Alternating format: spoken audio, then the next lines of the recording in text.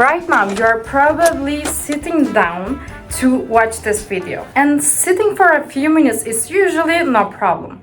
But the longer you stay, the more your body tightens up. For example, if you work at a standard white-collar office job, you're probably sitting for at least 8 hours a day. For example, in my previous job, my working hours were from 9:30 to 7:30 p.m. I had 1 hour lunch break at most, and aside from that 1 hour, I was sitting constantly during my 10-hour shift. This might be a bit of personal confession, but from sitting so much, my butt had practically flattened. And as most of you probably experienced too, once I got home from work, I would collapse from exhaustion and fall asleep. Then the next morning, wake up at 8 a.m., get ready for work, and repeat the same cycle again. To compensate for being so inactive during the week, I started spending all of my weekends walking from morning to evening. And in Istanbul, that means taking at least 20 or 30,000 steps a day. Over time, all that things started affecting both my mental and physical health. I would literally count down the days until the weekend so I could finally go out for a walk. It may sound silly, but that was my reality. I used to think our bodies love sitting, but that turns out not to be true. Of course, sitting for short periods help us recover from stress or after exercise. But modern lifestyles are designed around sitting far more than moving. And here's the problem. Our bodies were not made for such a sedentary life. In fact, the opposite is true. The human body is designed to move, and you can see the proof in its structure. You may ask, where exactly? We have over 360 joints and around 700 skeletal muscles that allow for easy fluid movement. Our unique physical structure lets us stand upright against gravity, and our blood needs us to move in order to circulate properly. Our nerve cells benefit from movement, and this is something my dermatologist once told me.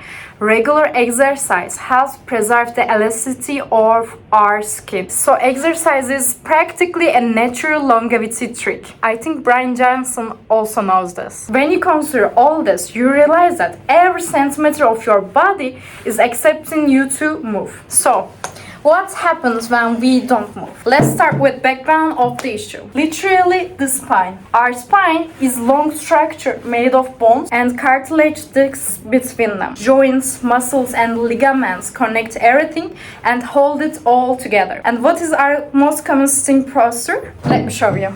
Especially near the end of the workday. It's a round upper back, collapsed shoulders, and slump position that puts uneven pressure on your spine, like this, right?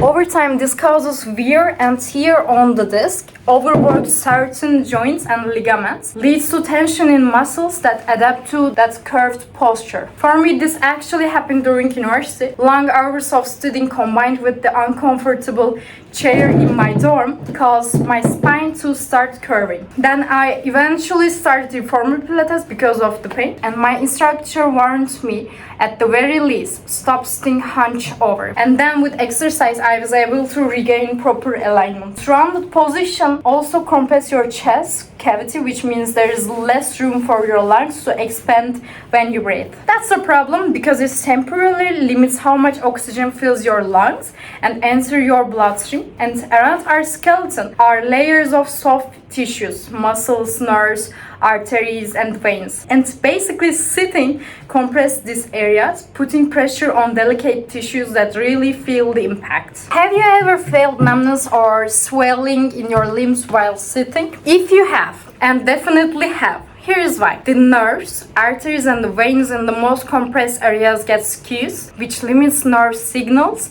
and causes numbness and reduces blood flow, which leads to swelling. Sitting for a long period also temporarily deactivates lipoprotein lipase, which is a special enzyme found in capillary walls that breaks down fats in the blood. So while you're sitting, your body literally can't burn fat as efficiently as when you are moving. And most importantly, what about the effects of all the stillness on the brain. Most of the time you probably sit to use your brain, but ironically sitting for too long actually undermines that goal. Being inactive reduces blood flow and the amount of oxygen entering your bloodstream through your lungs. Your brain needs both to stay alert. So as your brain activity slows down, your concentration levels naturally dropped. We can see the impact of this in how great thinkers and innovators preferred walking. Let me give the 3 examples and feel free to add more in the comments if you know any. One is Friedrich Nietzsche. Nietzsche walked a lot. He took long daily walks in nature and said he had his best ideas while walking. He wrote that much of his inspiration for his work came during these walks. And the other one is Charles Darwin. Darwin also walked regularly. At his home, he had a pet called the sand walk. Maybe he inspired from Dune, where he would walk for hours every day and thinking and taking notes. And the other one, but first you need to wait me.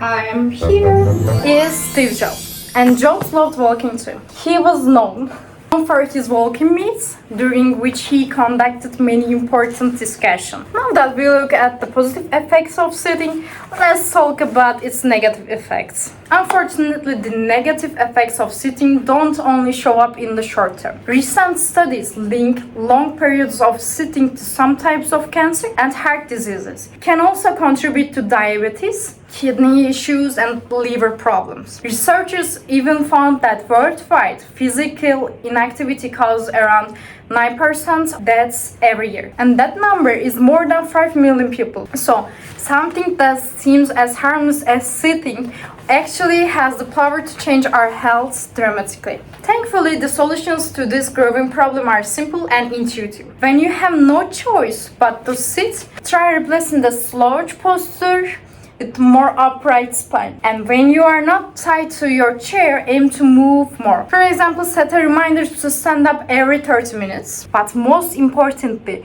remember that our bodies were not created for sitting. They were created for the movement. And since the video is almost over, why not stand up and stretch right now? Or if you want to be even kinder to your body, go give yourself the gift of talk.